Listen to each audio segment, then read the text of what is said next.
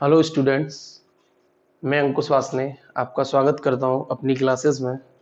जैसा कि आपको पता है कि कॉलेजेस एंड कोचिंग संस्थान बंद हैं इस टाइम, तो उसी को लेकर मैंने अपनी 10th की मैथ की क्लास बनाई है, जिसे आप देखें, जिससे आपको 10th की क्लास के एग्ज़ाम में परेशानी ना हो। ठीक है, तो हम मैथ 10th का मैथ पढ़ेंगे। उसमें सबसे पहले देख लेते हैं कि संख्याएं देखेंगे। संख्याओं में हमारी पूर्ण संख्याएं हो गई, अभाज्य संख्याएं हो गई, भाज्य संख्याएं हो गई, प्राकृतिक संख्याएं हो गई, और आपका सम संख्याएं हो गई, विषम संख्या हो गई, परमीय संख्या, अपरमीय संख्या, वास्तविक संख्याएं और आपका पूर्णांक संख्याएं। ऐसे करके हम आपको टोटल संख्याएं समझाएंगे इस वीडियोस में। फिर आगे चलकर आपको 10th क्लास की वीडियोस, जो 10th क्लास से 1.1 एक्सरसाइज के हिसाब से डेली टू डेली आपको वीडियोस डेवलप कराएंगे। ठीक है, तो चलिए चलते हैं। तो सबसे पहले देखते हैं हम पूर्ण संख्याएं।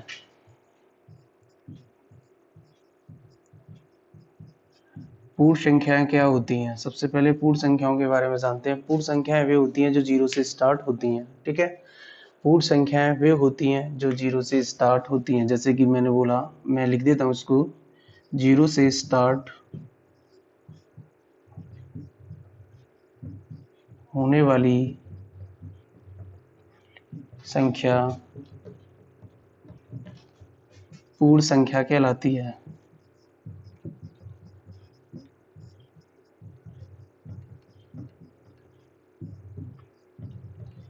एग्जाम्पल ले लेते हैं। एग्जाम्पल है 0, 1, 2, 3, 4, 5 डॉट डॉट डॉट इन्फिनेटिव। आपको समझ में आ रहा होगा, जो जीरो से स्टार्ट होता है वो पूर्ण संख्याएं होती हैं। पूर्ण संख्याएं, उसके बाद देखते हैं हम प्राकृतिक संख्याएं।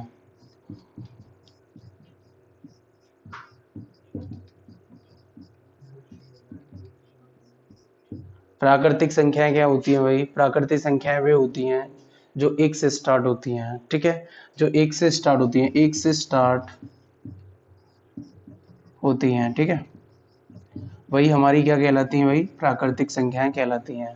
ठीक है, प्राकृतिक संख्याएं वे होती हैं जो एक से स्टार्ट होती हैं। एग्जाम्पल एग्जाम्पल ले लेते हैं, 1, 2, 3, 4, 5 डॉट डॉट डॉट इन्फिनेटिव। कक्षा 9th में आपको एक क्वेश्चन इसी से देखने को मिला होगा कि सभी पूर्ण संख्याएं प्राकृतिक संख्याएं होती हैं। तो सभी पूर्ण संख्याएं प्राकृतिक संख्याएं नहीं होती, लेकिन सभी प्राकृतिक संख्याएं पूर्ण संख्याएं होती हैं। क्यों होती हैं? क्योंकि सभी प्राकृतिक संख्याएं पूर्ण संख्या इसलिए होती हैं क्योंकि इसमें जीरो नहीं है और इसमें जीरो है, और ये एक से स्टार्ट हो रही है, इसमें जीरो से और एक भी है, तो इसलिए सभी प्राकृतिक पूर्ण संख्याएं होती हैं। लेकिन सभी पूर्ण संख्याएं प्राकृतिक नहीं होती क्योंकि उसमें जीरो और इसमें जीरो नहीं है। समझ में आ गया? तो इसको आपको कॉपी कर लेना है। ठीक है, मैं इसको रफ कर देता हूँ।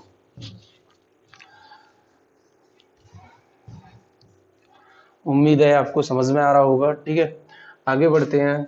छोटी छोटी आपने पहले पढ़ चुके हो इन संख्याओं को, तो जो है जल्दी जल्दी इनको खींच लेते हैं, फिर आपको जो है 10th का मैथ का एक्सरसाइज चालू कर देंगे। ठीक है, तो सम संख्या क्या होती है? सम संख्या वो होती है जो 2 से डिवाइड होती हैं। कितने से डिवाइड होती हैं भाई? 2 से। 2 से जो डिवाइड होंगी वही सम संख्या होंगी। सिंपल सी बात है। एग्जांपल के तौर पे मैं बोल दिया है आपसे, 2, 4, 6, 8। ठीक है, ऐसे करके ये सब जो जितनी भी होती हैं, ये भी आपकी क्या होती है? सम संख्या होती है। और सम संख्या 2 से डिवाइड होती है। ठीक है, 2 से डिवाइड होने वाली सभी सम संख्या कहलाती है। और विषम संख्या की बात करें हम, विषम संख्या क्या होती है? विषम संख्या वे होती हैं, विषम संख्याएं वे होती हैं जो 2 से डिवाइड नहीं होती, जो 2 से डिवाइड नहीं होती। ओके, समझ में आ रहा होगा आपके? जो 2 से डिवाइड नहीं होती हैं वो जो 2 से डिवाइड नहीं होती हैं वो विषम संख्याएं होती हैं। एग्जाम्पल के तौर पे देख लेते हैं, जैसे कि 1, 3, 5, 7, 9, ठीक है, 11 dot dot dot infinitive. Clear है आपको? ठीक है, 1 3 5 7 9 11 ये 2 से कोई डिवाइड नहीं होती, आप चेक कर सकते हैं। 9 2 से डिवाइड नहीं होता है, 11 2 से डिवाइड नहीं होता है, ऐसे ही 5 2 से डिवाइड नहीं होता है। आप इनमें देख सकते हैं ये 2 से डिवाइड हैं सभी, 2 2 पंजे 10 होता है, 2 चौका 8 होता है, 2 तिया 6 होता है, एंड 2 दूनी 4 होता है, और आगे भी एक्सेट्रा है, बहुत सारी संख्याएं हैं, अनंत तक बहुत सारी संख्याएं होती हैं। तो सम संख्या आपको समझ में आया जो 2 से डिवाइड होती हैं, और विषम संख्या वो होती हैं जो 2 से डिवाइड नहीं होती हैं। ठीक है, आगे बढ़ते हैं। तो आपको पूर्ण संख्या समझ में आ गया, प्राकृतिक संख्या समझ में आ गया, एंड सम संख्या समझ में आ गया, विषम संख्या समझ में आ गया। अब आगे बढ़ते हैं, अब देखते हैं हम अभाज्य संख्या है।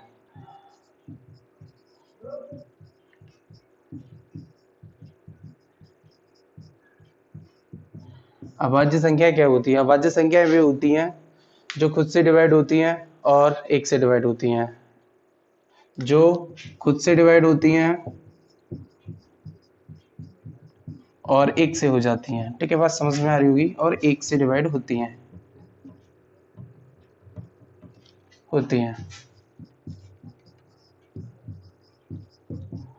ठीक है, जो खुद से डिवाइड होती हैं, जो संख्याएं खुद से डिवाइड होती हैं और 1 से डिवाइड होती हैं, वही अभाज्य संख्या कहलाती हैं। सिंपल सी बात है। अभाज्य संख्या से रिलेटेड मैं एग्जांपल देता हूँ। 2 हो गया, 3 हो गया, 5 हो गया, 7 हो गया, ठीक है, 11 हो गया, एंड 13 हो गया, 17 हो गया, 19 डॉट डॉट डॉट। अब देखिएगा, इन सभी में आप देख सकते हो किसी और संख्या का डिवाइड नहीं जाएगा, अब खुद का चला जाएगा और 1 से जाएगा। देखिए, 2 एकम 2 और 1 से जाएगा, 1 दूनी 2। 11 देख लीजिएगा, 11 एकम 11, 1 का भाग दोगे, 1 का गुणा 11 में करोगे तो तभी 11 आएगा। तो कहने का मतलब वे संख्याएं जो खुद से डिवाइड हो और अन्य किसी संख्या से डिवाइड ना हो, वे संख्याएं अभाज्य संख्याएं कहलाती हैं। अभाज्य संख्या निकालने की ज्यादातर पूछ लेता है कि 10 से लेके 20 तक, 20 से लेके 30 तक, 30 से लेके 40 तक जो है कितनी संख्याएं होती हैं अभाज्य। पूछ लेता है 80 से लेके 90 तक कितनी अभाज्य संख्या होती हैं। आगे पूछ लेता है कि 70 से लेके 80 तक कितनी होती हैं, या फिर पूछ लेता है सीधे 40 से लेके 80 तक निकालिए अभाज्य संख्या। तो कैसे निकालोगे? तो उसके लिए मैं आपको एक चीज दिखा दे रहा हूँ कि ये एक फॉर्मूला है, एक तरह से नंबर है। ठीक है, यहाँ लिख देता हूँ 44 22 322 एंड 321, ये आपका फॉर्मूला है। ठीक है, 44 22 322 321। ठीक है, ये आप एक तरह से मोबाइल नंबर से याद कर सकते हो इस फॉर्मूला को। ठीक है, ये अभाज्य संख्याओं के लिए है, ये सीधे आपको याद कर लेना है, और इससे आपको ज़्यादा लाभ होगा। अगर तुम सीधे आपसे पूछ लेता है 30 से लेके 70 तक बताइए, तो तुम 30 से लेके 70 तक निकालते रहोगे, बहुत टाइम लगेगा। तो सीधी सी बात है, 30 से लेके 70 तक कैसे निकालोगे? 1 से लेके 10 तक कितनी होती है? 4 होती हैं। 10 से लेके 20 तक कितनी होती हैं? 4 होती हैं। 20 से लेके 30 तक कितनी होती हैं? 2 होती हैं। और 30 से लेके 40 तक कितनी होती हैं? 2 होती हैं। 40 से लेके 50 तक कितनी होती हैं? 3 होती हैं। और 50 से लेके 60 तक कितनी होती हैं? 2 होती हैं। एंड 60 से लेके 70 तक 2 होती हैं।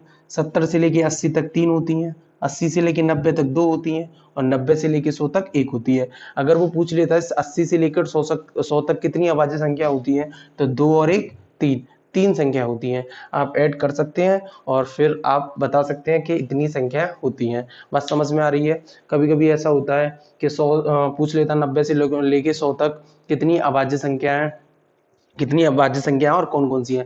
तो बहुत से लोग कंफ्यूज हो जाते हैं, कभी कभी 93 ले लेते हैं, एक आप ले लेते हैं 97 ले लेते हैं, और कभी कभी 93 भी ले लेते हैं, क्योंकि 93 ऐसा लगता है कि ये अभाज्य संख्या है रियलिटी, और ये आपको पता ही है ये अभाज्य संख्या नहीं है, ये भाज्य संख्या है, क्योंकि ये 3 से डिवाइड हो रहा है। लेकिन कभी कभी ऐसा होता है कि कंफ्यूजन हो जाती है और अभाज्य संख्या लगने लगती है 93, क्योंकि ऐसा ही है, ऐसे 91 लगने लगती है। तो हमें पता है 90 से लेके 100 तक एक ही अभाज्य संख्या होती है, वो है 1। तो सीधी सी बात है, एक ही होगी। तो 97 हमें पता है, 97 ही एक ऐसी है जो किसी से डिवाइड नहीं हो रही। बात समझ में आ रही है ना? ठीक है, तो ये अभाज्य संख्या भी होती हैं जो खुद से डिवाइड होती हैं और किसी से डिवाइड नहीं होती। बात समझ में आ रही होगी अभाज्य संख्याओं के बारे में। अब भाज्य संख्या देखेंगे।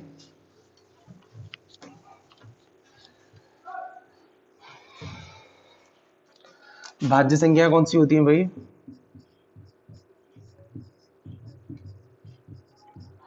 भाज्य संख्या वे होती हैं जो सभी से डिवाइड होती हैं। कहने का मतलब सबका साथ सबका विकास, नरेंद्र मोदी जी। ठीक है, ये सबको सभी से डिवाइड होती हैं, ऐसी कोई संख्या नहीं है जिससे डिवाइड ना हो, सभी संख्याओं से डिवाइड होंगी, वही संख्याएं भाज्य संख्या कहलाएंगी। ठीक है, कह सकते हैं हम सभी संख्याओं से डिवाइड होती हैं।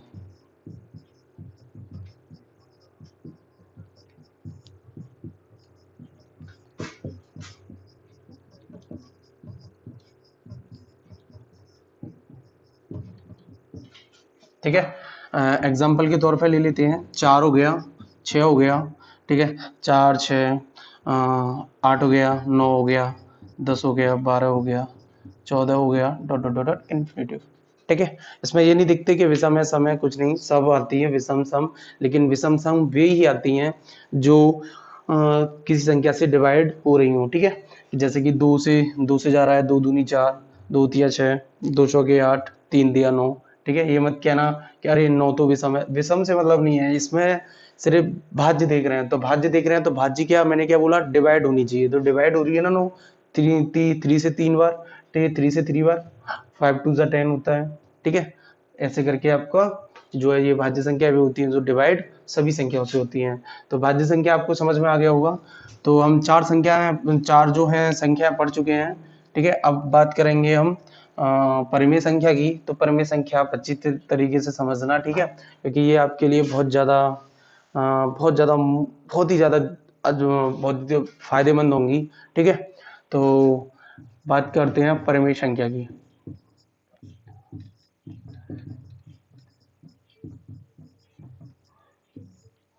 परिमेय संख्या क्या होती है? परिमेय संख्या, देखिए परिमेय संख्या आपकी सभी प्राकृतिक संख्या भी परिमेय संख्या होती हैं आपकी। ठीक है, कह सकते हैं पी अपॉन क्यू के रूप की होती हैं,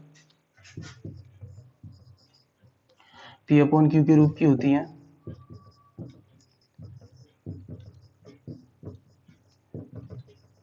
Q is not equal to 0 होता है, Q is not equal to 0 होता है। क्यों होता है Q is not equal to 0? क्या कारण है जो Q is not equal to 0 होता है? तो बेटा इसका कारण क्या है, जैसे कि मैं आपको एक्सप्लेन कर देता हूँ उसको लेकर। जैसे कि कोई संख्या मैंने ले लिया, P ले लिया मैंने, P ले लिया 3 और Q मैंने ले लिया 0। तो मैं 3 से डिवाइड करूंगा 0 में, तो कितना आएगा बेटा? इन्फिनिटिव। कितना आएगा? इन्फिनिटिव। आप इन्फिनिटिव को हिंदी में क्या बोलते हैं बेटा? अनंत। और बेटा अनंत किस में आता है, बता सकते हो अनंत किस में आता है? अनंत आता है आपका अपरिमेय संख्या में। किस में आता है? अपरिमेय संख्या। अपरिमेय संख्या ही वे होती है जो रुकती नहीं है, जो अनंत तक चली जाती है, हमें पता ही नहीं चलता क्या हो रहा है क्या नहीं हो रहा है। ठीक है, जो मतलब बढ़ती चली बढ़ती, इतनी सारी संख्या होती है उसमें कि मतलब हम याद नहीं, ना तो याद कर सकते ना पहचान सकते, बहुत ज्यादा दिक्कतें देखने को मिलती है उसमें, बहुत लंबी जाती है वो संख्या, वही अपरिमेय संख्या होती है। ठीक है, तो 0 से हमने 3 में डिवाइड किया तो इन्फिनिटिव, इन्फिनिटिव आप जानते ही हो अनंत होता है, अनंत तो अपरिमेय संख्या होगी, तो इसलिए q is not equal to 0 देता है। ये समझ में आ गया होगा आपके। तो q की जगह हम 0 नहीं लगा सकते, अगर हम q की जगह 0 लगाते हैं तो वह संख्या अपरिमेय संख्या बन जाती है। तो q की जगह हमें 0 नहीं लगाना है। ठीक है, तो अब बात करते हैं तो कौन कौन सी संख्या फिर p अपॉन q के रूप की होती है। जैसे कि मैंने बोला 7/8, ये क्या है भाई? P अपॉन क्यू के रूप की है। 5/6 P अपॉन क्यू के रूप की है। 7/11 P अपॉन क्यू के रूप की है। 22/7 P अपॉन क्यू के रूप की है। 6/5 P अपॉन क्यू के रूप की है। जितनी, मतलब कहने का मतलब कोई भी संख्या जो P अपॉन क्यू के रूप में लिखी जाए वही हमारी परिमेय संख्या होती है। बात समझ में आ गई होगी आपके। और अगर बात करें अब 22/7 है, 22/7 मान किसका होता है? पाई का। तो सर पाई तो अपरिमेय होता है, तो ऐसा क्यों?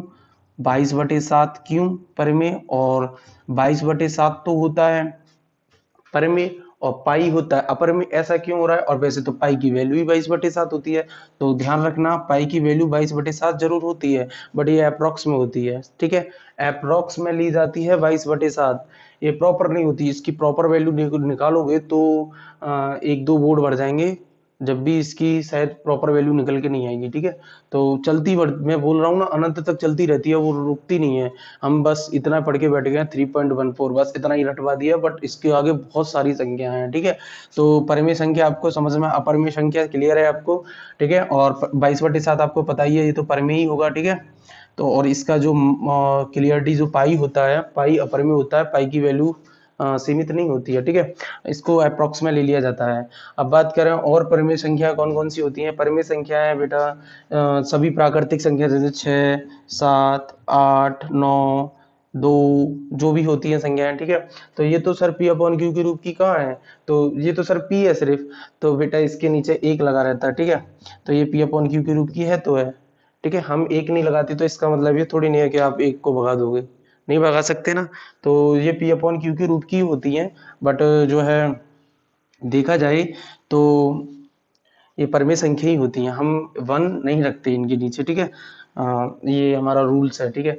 आगे देखते हैं अब हम परिमेय संख्या और देख लेते हैं। परिमेय संख्या इस टाइम में भी आती हैं, पूछ लेता है सीधे रूट 16 परिमेय संख्या है कि नहीं। जो रूट में से बाहर निकल आती हैं, जो रूट में से बाहर निकल आती हैं वो अभी परिमेय संख्या होती हैं, ठीक है। रूट 16 को सीधे पूछ लेता है रूट 16 परिमेय संख्या है कि नहीं, तो आपको पता है रूट 16 परिमेय संख्या है 4। रूट 25 परिमेय संख्या है कि नहीं, हाँ भाई है, रूट 25 5 में बाहर निकल आएगी ना। पूछ लेगा रूट 9 परिमेय संख्या है कि नहीं, हाँ भाई है, तो है, रूट 9 भी निकल आएगी, ठीक है। अगर मैं बात करूं रूट बोल दो मैं 64, तो ये भी निकल आएगी ना 8। अगर मैं बात करूं रूट 8, तो रूट 8 नहीं निकलेगी। रूट 8 कितने में निकलती है बेटा, 2 रूट 2 में, तो रूट 2 आ गया, रूट 2 आ गया, तो रूट 2 क्या होगा बेटा, 2 इंटू रूट 2 का मान क्या होता है 1.414। अब 414 नहीं होता है, ये भी बहुत आगे तक होता है, बस इतना मान लेते हैं। बट अब इसका मल्टीप्लाई इसमें करोगे तो भाई साहब अनंत होगा। तो ये जो है ये वाली जो संख्या है ये आपकी क्या होगी बेटा, अपरिमेय, क्योंकि मैंने क्या बोला, प्रॉपर निकलती है। अगर प्रॉपर निकलती है वो वैल्यू वही परिमेय होती है, अन्यथा सभी अपरिमेय होती हैं। बात समझ में आ गई ना। अब ये प्रॉपर नहीं निकल रही, रूट 8 2 रूट 2 में रूट 2 आ गया ना, रूट 2, तो भाई रूट आ गया, तो रूट जिसमें आ जाए तो समझ लेना भाई गड़बड़ है और कुछ नहीं होने वाला, जो है वो अपरिमेय होने वाली है। बात समझ में आ रही होगी। और बात कर लेते हैं परिमेय संख्या, समझ में आ रहा होगा परिमेय संख्या। अभी हमने कितने टाइप पढ़ लिए परिमेय संख्या के, सबसे पहले तो सिंपल प्राकृतिक संख्या ही पढ़ी थी पहला, दूसरा पी अपॉन क्यू के रूप में पढ़ी थी, तीसरा जो है रूट की पढ़ी थी, और चौथा अभी हम पढ़ने वाले हैं, चौथा हम देख लेते हैं। ये आप कॉपी कर लेना, ठीक है। तो मैं थोड़ा सा रफ कर देता हूँ इसको, ठीक है।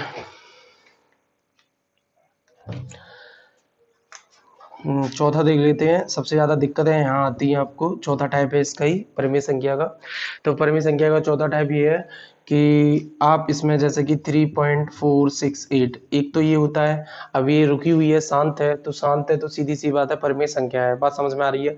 ये तो सीधे बोल देता है परिमेय संख्या, बताइए ये परिमेय है अपरिमेय, तो सीधी सी बात है, रुकी हुई है, शांत है बिल्कुल, सो बिल्कुल कोई नहीं आगे बढ़ रही है ना कुछ है, शांत स्वभाव की है, तो भाई चुपचाप कुछ मत करो, परिमेय लगा दो, ठीक है। लेकिन कभी कभी ऐसा होता है कि इसी में बोल देता है 3.71717171 बेटा 71। अब बता बेटा तू इसको परिमेय या अपरिमेय, तो इसमें दिक्कत आती है बच्चों को, ठीक है। तो इसमें आप कैसे करोगे, इसमें तो आपको पता है भाई, अब सर ने तो पढ़ाया शांत होती हैं ये, तो भैया डॉट डॉट डॉट कर दिया, आगे बढ़ती चल रही है, तो अब क्या करें इसमें हम, तो बेटा ये भी रुक सकती है, तो 3.71, तो इस पे क्या लगा देंगे बेटा, बार लगा देंगे, क्या लगा देंगे, बार लगा देंगे, ठीक है। इस पे हम बार लगा देंगे, तो अब ये क्या हो जाएगी, ये रुक जाएगी। अब जब ये रुक गई तो बेटा क्या होगी, परिमेय संख्या। कहने का मतलब जिस पर बार लगा के हम रोक सकते हैं वही हमारी परिमेय संख्या होती है, क्लियर है ना।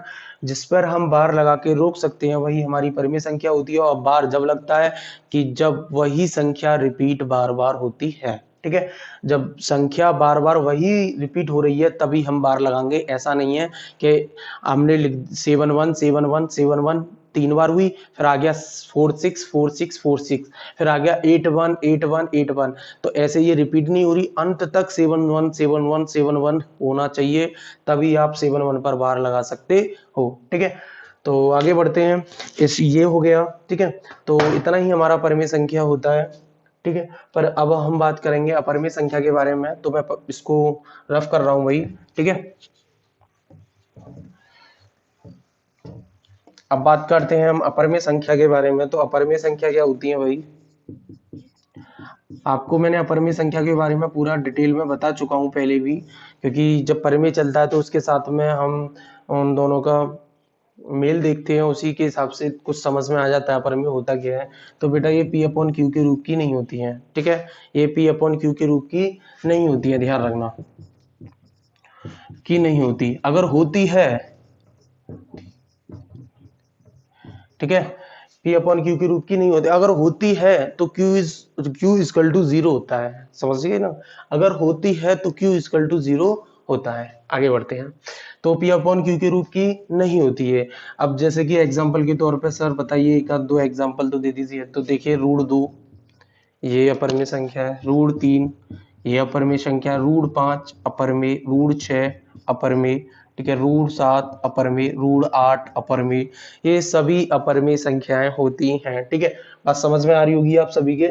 आगे बढ़ते हैं हम, आगे देखते हैं। अपर में संख्या ये क्लियर हुई। अब देखते हैं हम कुछ और, जैसे कि अपर में संख्या ये सेकंड टाइप है इसका। तो सेकंड टाइप इसमें थोड़ा सा कंफ्यूजन होता है बच्चों को, ठीक है, इसमें कंफ्यूजन होता है कि जो है, जैसे कि मैंने कोई संख्या लिख देता हूँ 5.6784123456, ठीक है, ऐसे dot dot dot dot dot infinitive, ठीक है। अब आप देख रहे होंगे पता नहीं क्या मतलब चलता चल रहा है, जो चलता चल रहा है रुक नहीं रहा है, कहने का मतलब 7 8 5 4 ये अपना जो है एक ऐसी संख्या है जो रिपीट नहीं हो रही और आगे बढ़ती जा रही है। तो ऐसी संख्याएं जो होती हैं वो अपरिमेय संख्या होती हैं, जो रिपीट ना हो या फिर आगे बढ़ती रहें, वही हमारी अपरिमेय संख्या होती हैं। क्लियर है, आप चीज आपको समझ में आ रहा होगा। आगे बढ़ते हैं अब हम, ठीक है। परिमेय हो गया, अपरिमेय क्लियर है। अपरिमेय में कुछ नहीं है, ज्यादा कुछ नहीं है, बस रूट वाली जो संख्या होती हैं, या पी अपॉन क्यू में अगर क्यू इक्वल टू 0 होता है, या फिर आपको वो संख्या है जो रुके ना और बढ़ती चली जाए, तो वो भी अपरिमेय होता है। अब बात करेंगे हम, बात करते हैं हम वास्तविक संख्या। तो वास्तविक संख्या क्या होती है भाई? अब इसी से रिलेटेड एक वास्तविक संख्या और बची है, इसको भी देख लेते हैं। वास्तविक वास्तविक संख्याएं क्या होती है? वास्तविक संख्या भी इंपॉर्टेंट है आपके लिए। आपका शायद पहला चैप्टर वास्तविक संख्याओं से ही है। तो वास्तविक संख्याएं क्या होती हैं? वास्तविक संख्याएं वे होती हैं जो परिमेय और अपरिमेय दोनों से मिलकर बनती हैं। किससे मिलती हैं भाई? परिमेय और अपरिमेय। आप परिमेय और अपरिमेय दोनों पढ़ चुके हो। परिमेय और अपरिमेय दोनों से मिलकर बनी संख्याएं वास्तविक संख्या ही होती हैं। परिमेय संख्याएं आप पढ़ चुके हो, अपरिमेय संख्याएं भी आप पढ़ चुके हो। तो इससे रिलेटेड एक क्वेश्चन भी पूछ लिया है, 9th में पूछा था शायद, 10th में भी पता नहीं है, शायद है नहीं है, शायद 9th में ही है। तो परिमेय संख्या और प्लस अपरिमेय संख्या, वास्तविक संख्या से रिलेटेड एक क्वेश्चन था कि सभी परिमेय संख्याएं वास्तविक होती हैं या सभी अपरिमेय संख्याएं वास्तविक होती हैं, ठीक है। तो इनको देख लीजिए, सभी परिमेय संख्याएं वास्तविक होती हैं, ये सही है। सभी अपरिमेय संख्याएं वास्तविक होती हैं, ये भी सही है। लेकिन सभी वास्तविक संख्याएं परिमेय संख्या नहीं होती और सभी वास्तविक संख्याएं अपरिमेय संख्या नहीं होती। बात समझ में आई कि नहीं आई? ऐसे एग्जाम अगर ऐसे नहीं समझ पा रहे हो तो मैं एक एग्जांपल के तौर पे समझाता हूँ। जैसे कि ये एक आदमी ये है और एक आदमी ये है। ये 3 रुपए है, इसके ये 2 रुपए हैं। ये डेली 3 रुपए देता है और ये कितने रुपए देता है? डेली 2 रुपए। और ये दोनों जमा करते हैं यहाँ पर इकट्ठा, ठीक है।